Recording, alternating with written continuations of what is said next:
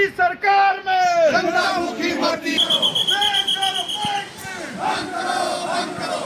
तेरी सरकार में जनता मुखी भर्ती है, उमर तेरी सरकार में जनता मुखी भर्ती है। बैकडोर फाइट में बंद करो, बंद करो, बैकडोर फाइट में बंद करो, बंद करो, बैकडोर फाइट में बंद करो, बंद करो बैकडोर फाइट में बंद करो, बंद करो, बैकडोर फाइट में बंद करो, बंद करो, बैकडोर फाइट में बंद करो, बंद करो। उमर तेरी सरकार में जनता मुखी भर्ती है।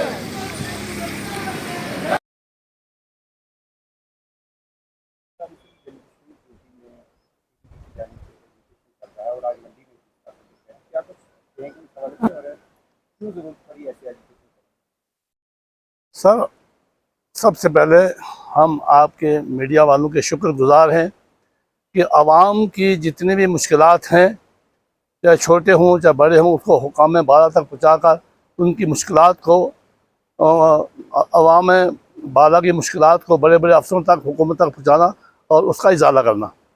आज का जो प्रोटेस्ट था PDP की तरफ से, वो इसकी ज़रूरत ये हमें पड़ी कि हुकूमत हाजा जो इस वक्त मौजूद हुकूमत है, उस हुकूमत ने अवाम से इसलिए उन्होंने वोट लिए थे कि अवाम की सहूलियत और फलाह व बहबूदी के लिए काम करे, बजाय इसके अवाम के लिए ये एक मुश्किलात खड़ी कर रहे हैं।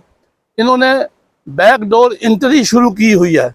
70,000 डेली वीज़ा जो पहले से जम्मू कश्मीर के अंदर हैं, उनका परमानेंट का बार बार उनको झांसा दिया जाता है, उनको परमानेंट नहीं किया जाता। बावजूद इसके बैकडोर एजेंसियों को कहकर और लोगों को लगाया जाता है, जिसकी वजह से पढ़े लिखे नौजवान जो हैं वो वहीं पड़े रहते हैं, और जो अपने वाले ख़ास आदमी को लगाया जाता है। जो पढ़े लिखे नौजवान हैं, जिन्होंने पढ़ाई करके और MA BA PhD करके वो बैठे हुए हैं, बेचारे उनको जो है वो पता ही नहीं, वो रेडियाँ लगा रहे, वो जो है आज नशे के उसके अंदर जो है फंस रहे, उनकी तरफ ध्यान नहीं। और हुकूमत ने एक अपना जो है एक बैकडोर जो है एंट्री शुरू कर दी हुई है और लोगों को लगा रहे। इस वजह से हमें इसलिए हमने इसका पता लगाया कि जब नौजवानों को जो पढ़े लिखे उनको अगर लगाया जाए, तो हमारे गवर्नमेंट की तरफ से एक बाकायदा एक महकमे बने हुए हैं, जो महकमे जो है मेरिट के तौर से लगाते हैं। उनको जो है उनको पता ही नहीं, खबर ही नहीं, और ये लोग जो है मिनिस्टर लगा रहे हैं, और हर महकमे के अंदर लोगों को जो है बैकडोर एंट्री कर रहे हैं और लोगों के लिए परेशानी का सबब बना रहे।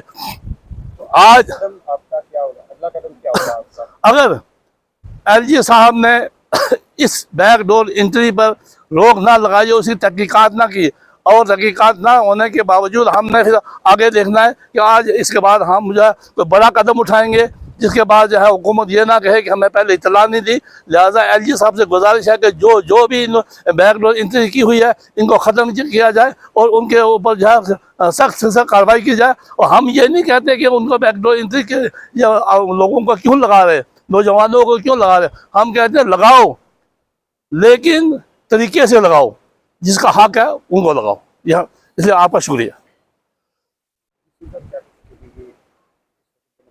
बेरोजगारी है, लोग परेशानी के बायस मंशियात की तरफ हमारे खास कर नौजवान जा रहे हैं, तो हुकूमत की जानिब से जो वादे किए गए क्या कुछ है, और इस PDP का क्या एजुकेशन के जरिए क्या पैगाम? देखिए, जैसे कि हालात हैं हमारे जम्मू कश्मीर के अंदर, एक तो कितने सालों से हमारे जो पढ़े लिखे नौजवान थे वो बेरोज़गार हैं। लोगों को पहले तो इतने 15 साल से 10 साल से नौकरियां नहीं मिल रही, और यूथ हमारा इतना डिप्रेशन में है, तो वो नौकरियां उनको अपनी ज़िंदा रहने के लिए, लाइवलीहुड के लिए उनको कुछ नहीं, बेरोज़गार हैं टोटल। उसकी वजह से वो नशे की तरफ और गलत रास्तों पे चल रहे हैं। लेकिन आज जो हालात है, जो मौजूदा हुकूमत है नेशनल कॉन्फ्रेंस की, जैसा कि बहुत बड़ा स्कैम हमारे पार्टी प्रेसिडेंट महबूबा मुफ्ती साहब ने और हमारे सीनियर लीडर कश्मीर के अंदर जो ये हुकूमत कर रही है उसमें 20-25 हज़ार लोगों को इन्होंने बैकडोर एक तरीका बनाया जो इलीगल तरीका है। अगर ये नौकरियां लगाना चाहते, हमारे नौजवान लोगों को जो हैं बेरोज़गार हैं उनको नौकरियां देना चाहते हैं, तो उसका एक बहुत सिंपल सा तरीका है। हमारे स्टेट की गवर्नमेंट की जो एजेंसियां हैं जिसमें सर्विस सिलेक्शन बोर्ड है और उसके अलावा भी और एजेंसियां हैं जिसका एक प्रोसीजर होता है, क्राइटेरिया होता है, जिसमें मेरिट और सेशन वाइज या मेरिट वाइज एक क्राइटेरिया बनाया जाता है और लीगल तरीके से अपॉइंटमेंट गवर्नमेंट करती है।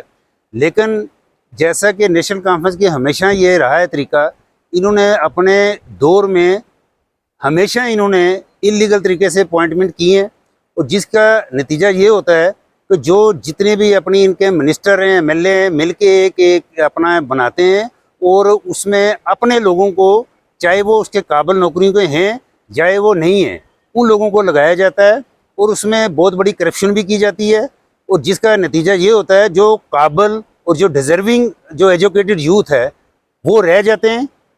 तो जिसमें एक मैं समझता हूँ कि ये तरीका जो है ये टोटली गैर कानूनी है और इलीगल तरीका है। इसके खिलाफ ना तो कोई जनता इसके हक में है, ना ही कोई लीगल तरीके के से हम ये जस्टिफाई कर सकते हैं कि ये सही तरीका है। इन्होंने प्राइवेट एजेंसी को लेकर जो काम कर रहे हैं, हम ये चाहेंगे कि आज जो हमारा प्रोटेस्ट है तहसील लेवल पे है, तो हमने तहसील पुंछ के अंदर, तहसील मंडी में तहसीलदार मंडी के हवाले थ्रू डिस्ट्रिक्ट प्रेसिडेंट हमने मेमोरेंडम उनको दिया है कि गवर्नमेंट को थ्रू डीसी साहब के थ्रू जाएगा ये मेमोरेंडम। और इसके बाद अगर ये लेफ्टिनेंट गवर्नर साहब अभी इसके ऊपर कोई एक्शन या इसकी रोकथाम के लिए कोई एक्शन नहीं करते हैं, तो नेक्स्ट जो आजकल आने वाली अभी यात्रा का टाइम भी चल रहा है, तो उसके बाद जो हमारी पार्टी प्रेसिडेंट महबूबा मुफ्ती साहिबान जो फैसला करेंगी, जो ये प्रोटेस्ट हम जब तक इसको ख़त्म नहीं किया जाएगा और लीगल तरीका गवर्नमेंट नहीं अपनाएगी थ्रू SSRB और प्रॉपर लीगल तरीके से रिक्रूटमेंट करे, उसके साथ हैं हम। अदरवाइज़ इसके लिए एक बहुत बड़ी हमारी प्रोटेस्ट जो है डिस्ट्रिक्ट लेवल पर, स्टेट लेवल पे होगी इनके खिलाफ। ठीक है जी।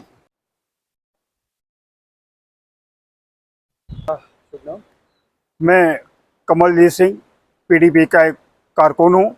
मैं पुंछ से आया हूँ यहाँ पे PDP की तरफ से, PDP के ज़िला प्रेसिडेंट शमीम गनीश जी की तरफ से, जोनल सदर जहाँ कमलजीत सिंह जी और हमारे PDP के फाउंडर में गुरमीत सिंह के राजे की तरफ से यहाँ पे एक प्रोटेस्ट रखा गया था, जो कि नेशनल कॉन्फ्रेंस की तरफ से बैकडोर जो एंट्री हुई, इनलीगल एंट्री, जब नेशनल कॉन्फ्रेंस हुकूमत में आती है तब तक हमेशा भ्रष्टाचार बढ़ता है, तब तक हमेशा करप्शन बढ़ती है, तब तक हमेशा मिलिटेंसी बढ़ती है।